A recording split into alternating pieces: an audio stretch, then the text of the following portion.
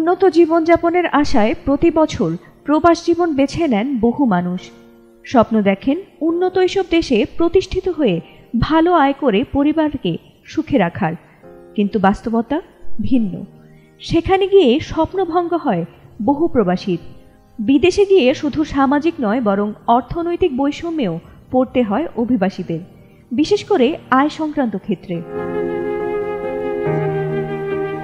সম্প্রতি আন্তর্জাতিক বিজ্ঞান সাময়িকী নেচারে প্রকাশিত এক গবেষণা প্রতিবেদন থেকে উঠে এসেছে এই বাস্তবতা।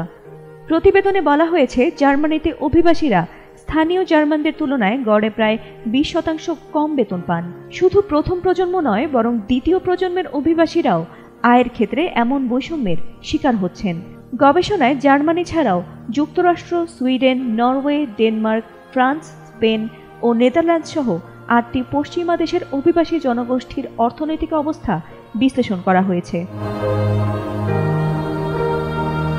সব দেশেই কম বেশি আয় বৈষম্য রয়েছে, তবে সুইডেন ও কানাডা কিছুটা সফল হয়েছে এই ব্যবধান কমাতে। বিশেষ করে দ্বিতীয় প্রজন্মের মধ্যে এই বৈষম্য প্রায় নেই বললেই চলে।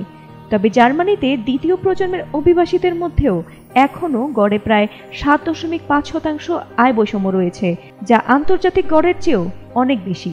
গবেষণায় আরও বলা হয়েছে, আফ্রিকা ও মধ্যপ্রাচ্য থেকে আগত অভিবাসীরা, এমনকি তাদের উত্তরসূরিরা এখনও অর্থনৈতিকভাবে বেশ পিছিয়ে রয়েছেন। সবচেয়ে বেশি আয়ের বৈষম্য দেখা গেছে স্পেনে, যা গড়ে 29.3%। এরপরে রয়েছে কানাডা, নরওয়ে, জার্মানি এবং ফ্রান্স। তবে অভিবাসীদের অর্থনৈতিক সমতা নিশ্চিত করতে হলে শুধু চাকরির সুযোগ নয়, বরং প্রয়োজন দীর্ঘমেয়াদী বৈষম্য হ্রাস এবং পরিকল্পিত নীতিমালার। বিশেষ করে দ্বিতীয় প্রজন্মের শিক্ষার মান উন্নয়ন, ভাষা শিক্ষার সুযোগ এবং শ্রমবাজারে প্রবেশের বাধা দূর করার দিকে জোর দিতে হবে বলে মনে করেন গবেষকরা। ফাতিমা সুলতানা, এটিএন বাংলা।